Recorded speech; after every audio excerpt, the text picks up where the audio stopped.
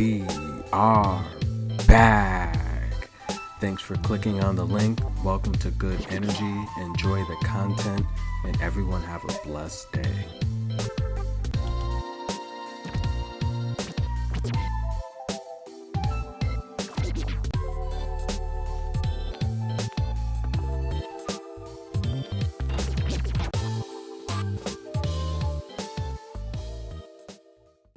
And we are back.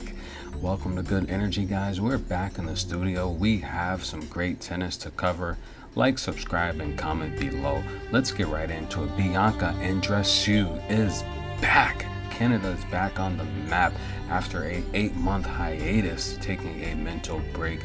How would she fare in Germany at the Porsche Grand Prix Stuttgart Open? Let's get right into it. Bianca Andreescu started off the day a little shaky. That's right, she was broken immediately, and it looked like this could be a very short day at the officer Niemeyer.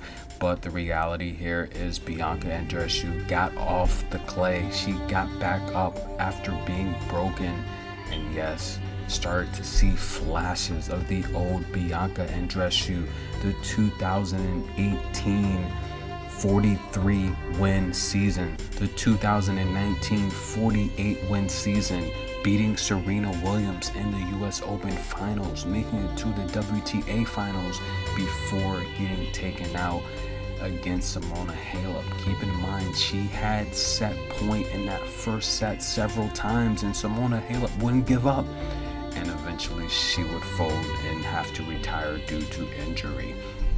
Bianca Andreescu stuck with it today. She showed mental toughness, and she pulled it off in straight sets. That is correct. Bianca Andreescu is back. Now, she only has 16 wins on clay. She's 16-6. Not a huge clay player, but the reality here is, in her post-match interview, she talked about the struggle she had. She said if tennis became a sport for her, that if she did not win, she went into a depression. She had to win every time on the court, and the reality here is she essentially had 2 seasons back to back with, pretty much 100 wins, and she was doing very, very well. She captured 3 singles titles, a major, making tons of money, tons of sponsors and endorsements, and she talked about the dark side to being a professional athlete, and sometimes it doesn't always go your way, and you deal with a lot of struggles and demons and things you have to battle through. And she said she was depressed and she needed time off to regroup, and now she's working with a mental health coach, and she just wants to get back to having fun on the tennis court, and I really hope she can do that. She looked really good today. Keep in mind, Bianca Andreescu, during her 18 and 19 seasons, she showed great weapons, a great serve, great backhand, great forehand, great power. If this was basketball, she would be like a Charles Barkley in his prime, very dominant. She can control the baseline. She can run up and drop shot you. Very, very athletic, very gifted. If she gets back to flashes of being the former world's ranked number 2, then there's going to be a lot of problems to her. Watch out. But the reality here is she will have to face Sabalenka, who has not looked good lately. That's going to be a match where you get your popcorn, and we're going to do predictions. Let's get right into the rest of the draw at the Porsche Grand Prix Open. We take a closer look at the draw of the Porsche Grand Prix Open in Germany, WTA 500 level event. The reality here is a lot of these ladies, they're not that phenomenal on clay surfaces. Of course, Iga Swiatek, the number 1 seed, she is amazing on clay. She wins essentially 90% of her matches on clay. She's 84-14 on clay. She's a favorite. She's my pick to win this tournament. She's that good on clay. If you take a look at Paula Badosa, she's 144-76 on clay. So yeah, she's very comfortable on clay. 144 wins is the second most in this draw behind Marie Sacre, who has 154 wins on clay, 93 losses. If you take a look at someone like Sabalenka's only has 45 wins on clay, 35 losses. Sabalenka's not a clay player. She needs hard surfaces to be able to dictate her ground strokes. Her moving around takes away from her ability to control the baseline. You can easily control Sabalenka on clay. Some of the more experienced ladies like Kerber, only 131 wins on clay. If you take a look at Pliskova, she's got 134 wins on clay, 54 losses. Annette Kontaveit, 91 wins, 44 losses. Ons Jabeur, 119 wins, 54 losses. Corey Gauff, in this, I've been instrumental in her career. She's only at 30 wins on clay. Yes, she's young. She needs the experience, but there's other clay events out there. Emma Raducanu is not a clay player, guys. Storm Sanders, 39 wins. Storm Sanders could upset her. I do think Emma Raducanu's backhand will be enough to control the older woman. However, Emma's not a clay player. Let's take a look. I'm going to do a preview and prediction while I got you guys here tonight. We're going to cover both tournaments, but while we're talking about wins on clay, let's take a look at the Instanbul. Let's take a look at that draw and some of the more popular players on clay there. And as we talk about tour competition and names, it's not just about ranking. A lot of times, ladies have ups and downs in their career, and the rankings don't always tell the story. And the reality here is the WTA 250 Instanbul, this tournament here it definitely has much more experienced clay players than the ladies that are competing in the Grand Prix in Germany. I mean, the reality here is you take a look at some of these top tier ladies, and you have a ton of ladies with experience here in this draw. Elise Mertens is a top seed.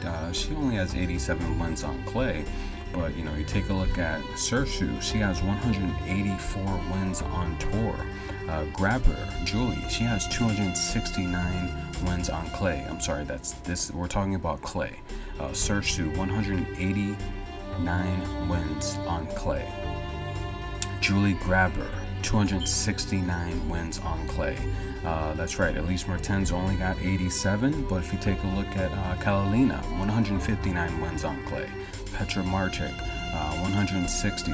Kudermetova only has 73 wins on clay, but Jill Teichmann, 151. Asia Tomljanovic, 114. Yulia Putintseva, 126 wins on clay. Magda Linette, who I think is going to upset Yulia Putintseva, 157 wins on clay. Stay tuned for the preview and prediction. That's going to be a lock there. But yeah, Alison Van Upwick, 89 wins on clay. Now, Wang might be in trouble. She's playing Cerebra Shermel, who has 216 wins on clay. Wang's only got 31 wins. So the reality here is when you're looking for a good match in these players like Coco Gauff, you gotta go where you can gain more experience. I don't think necessarily playing, players with not a ton of clay experience is going to make you that better. I think playing the best clay players, I think she probably could have gained more, by playing in Instanbul. But, again, you're looking at players like, Annette Kontaveit, 91 wins on clay. You're looking at players like Marie Sacre, who is seasoned. She's got 154 wins on clay. Paula Badosa is a seasoned clay player, but I just think sometimes it depends on your draw, it depends on how you're playing, and it depends on the repetitions. And I think for players like Coco Gauff, what you're seeing now is pretty much what you're going to get. I think in the off season is when players really can blossom. It's really tough to incorporate new schemes and new techniques once you're in the middle of the tour.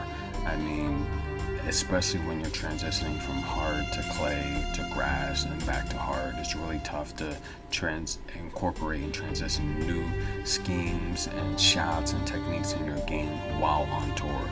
It's kind of like you look at any professional league, basketball or football, once the season's in play, they're practicing their plays, they're trying to perfect their mistakes, but a lot of times what's in the playbook is in the playbook. You just don't have the time with the grueling road schedule to practice new plays and new routines. You do that during the off season, and then once you're in the season, especially basketball and tennis, those type of sports, once you're in the season, you kind of are what you are. It's a lot of it's about catching rhythm, catching a little bit of luck in the draw, and staying healthy. And that's what determines a lot of these winners in these tournaments. But let's get to the preview and prediction. Or should we cover some matches? Yeah, let's cover a couple of quick matches here. Jill Teichmann had to dig deep after winning the first set 6-3. She dropped the second set, and she was down a break early in the third set. It looked like she was out of it, but she pulled it out. The crafty lefty, she's pretty experienced on clay. Like I said, she's got 150 wins on clay, 151 to be exact, and she's lefty, she's fast, she's athletic, and I would love to see a matchup with her and Kudermetova. That would be amazing, I tell you. But the reality here is she is through to the next round. Anna Bogdan, which was my lock of the day, I gave that out here for free. I gave that on my Patreon, and I also encourage my Patreons. Not only will she win the first set, she's going to win the match, but she's going to do it in straight sets. That was a plus 200 winner. And I kind of know what I'm doing here, just a little bit. And good match for Anna Bogdan. There she is wrapping up her racket, and again another experienced clay player. And so she it's tough because a lot of people had Ann winning. It's like today was the match of Annas. We have a lot more Annas tomorrow, but a lot of people had Anna Konja winning this match. Anna Konj. A lot of people had her winning this match, but no, we went with Anna Bogdan, and that was the underdog winner. How about Coco Gauff? And one of the more popular players on tour, the stage was set in Germany at the Porsche Grand Prix Open. Coco Gauff versus Katarzyna for the main event of the day, and the reality here is Coco Gauff is one of the more popular players on tour, but the problem is Daria Katarzyna has 4 times the clay experience as Coco Gauff.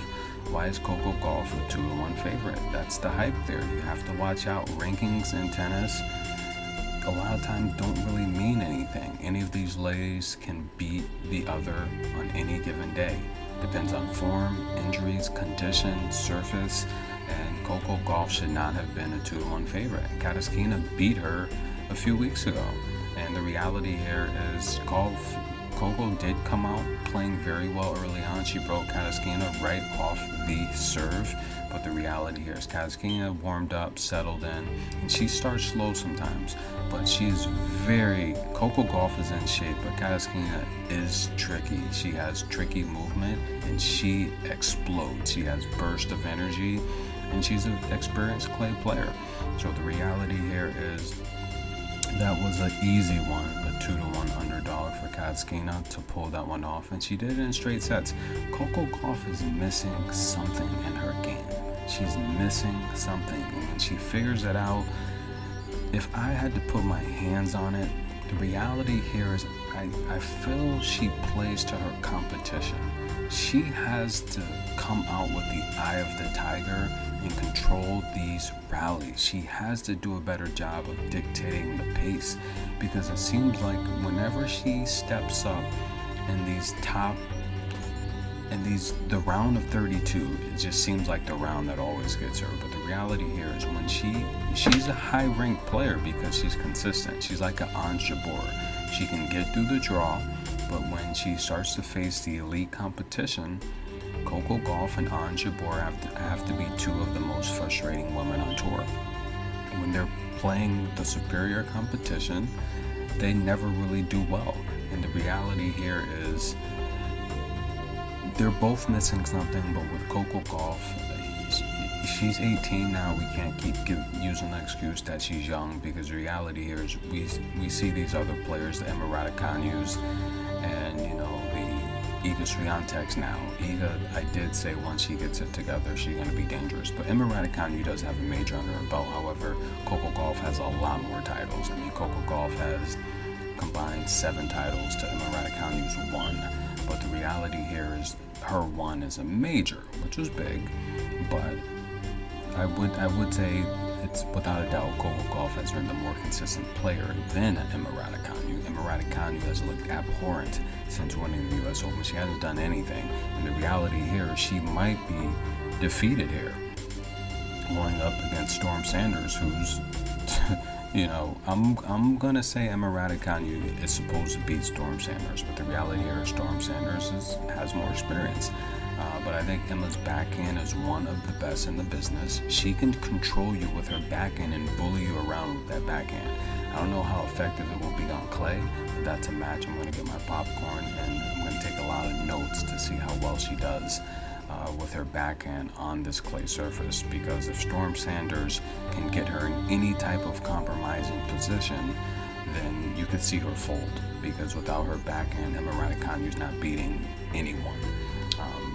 But nonetheless, Coco Gauff, she's missing something, and she's got to take control of these rallies and set the tone, because she has the strength, she has athletic ability, and I think it's just a matter of figuring out the court IQ and the vision. And once she does that, she's going to be dangerous. Guys, if you've listened this far, please like, subscribe, comment below. We are going to get into the preview and prediction video. We're going to start here. Stick here with the Porsche Grand Prix.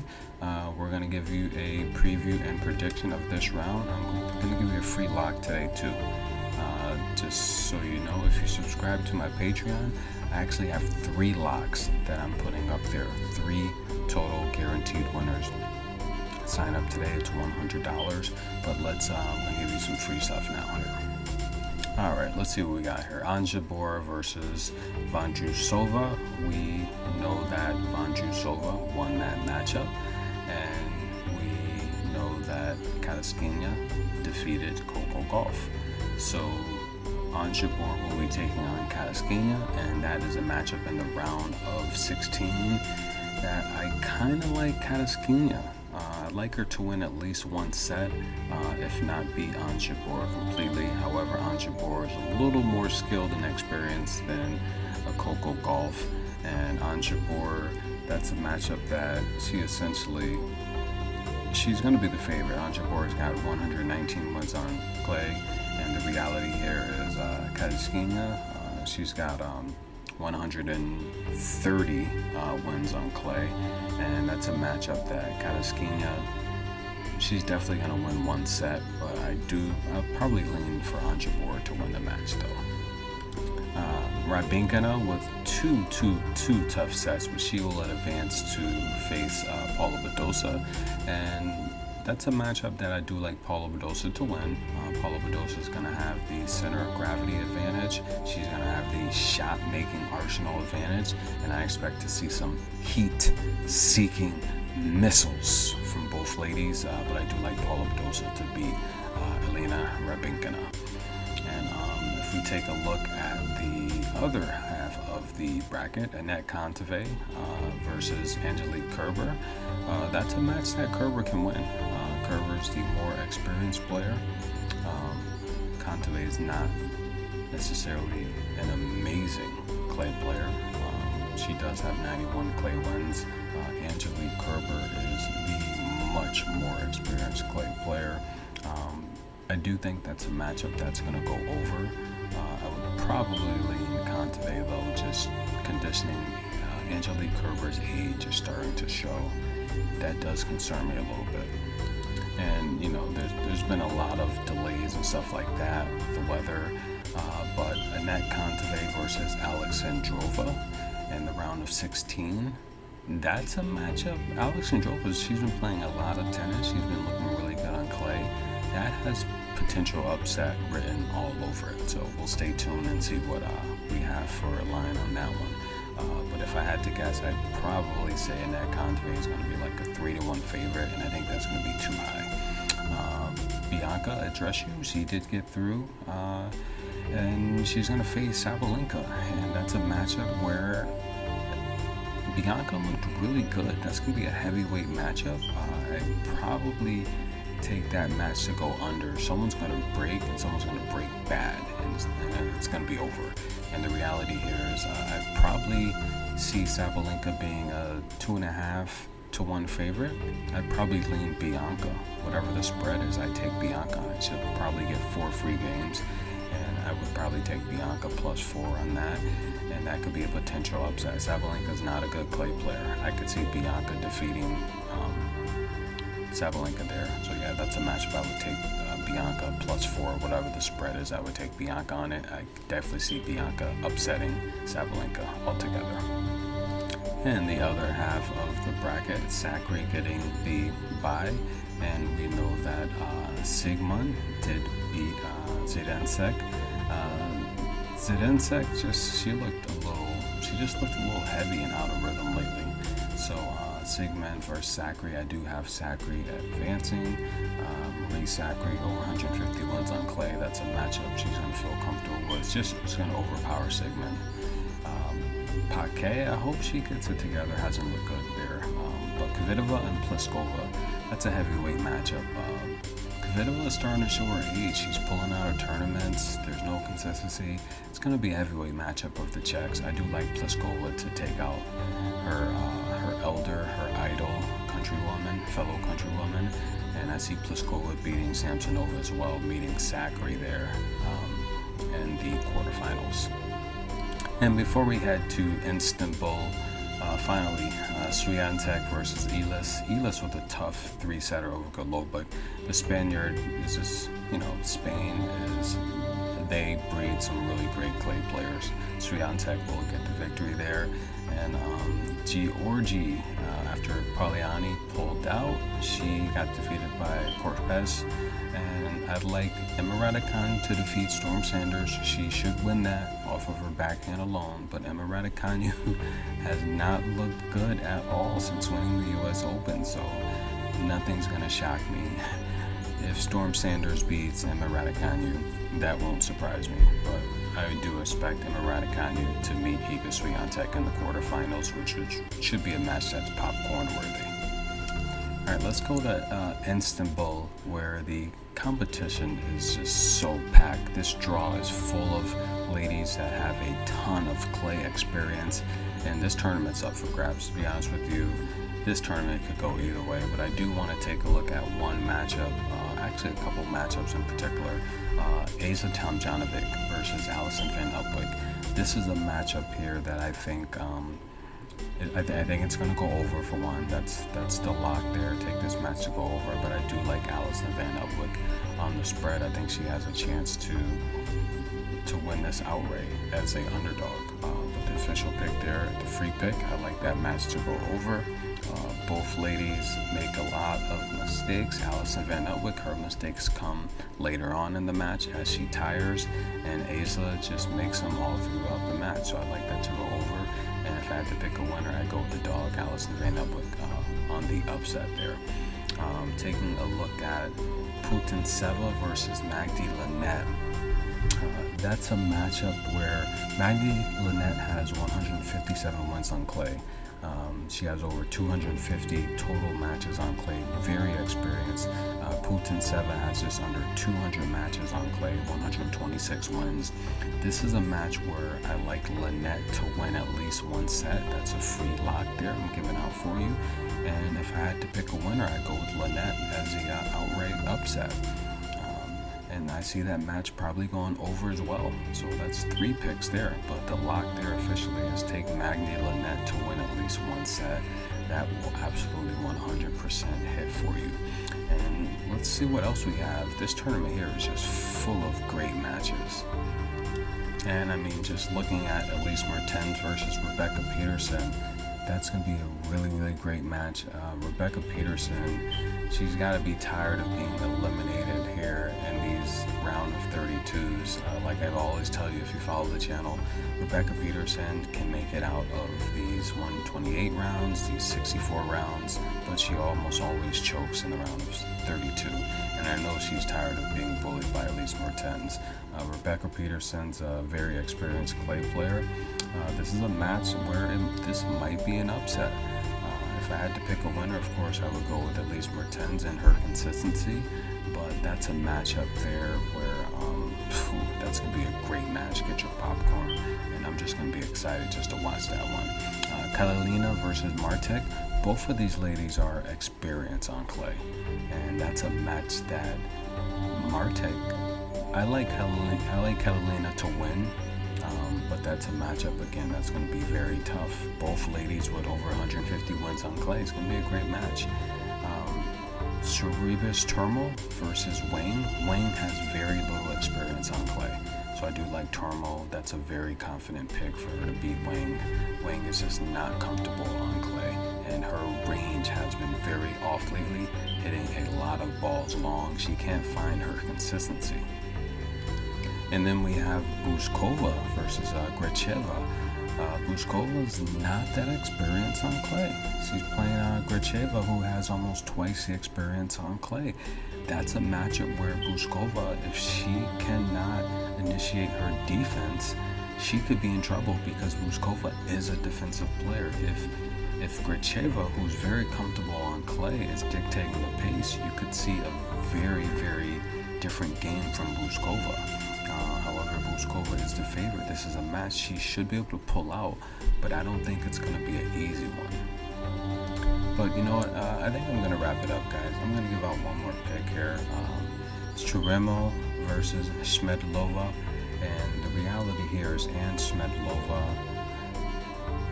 she normally beats Churemo, and I don't see why she won't do it this time. She's very experienced on clay, and I'm going to give you a free lock. Take Anne Smedlova to win the first set. She is the underdog. Take her to win the first set, and that's another lock of the day. So I've given you a couple locks of the day here. If you pay attention to the video, the ones that I said are locks, those are the ones that are going to win. But thank you guys, and I appreciate for listening so far. If you have, please like, subscribe, and comment below. Just hitting the like button really helps the channel a lot.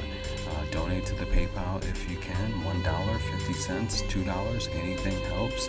And join my Patreon if you want free picks like this consistently. Thank you again. This is Good Energy. Everyone have a blessed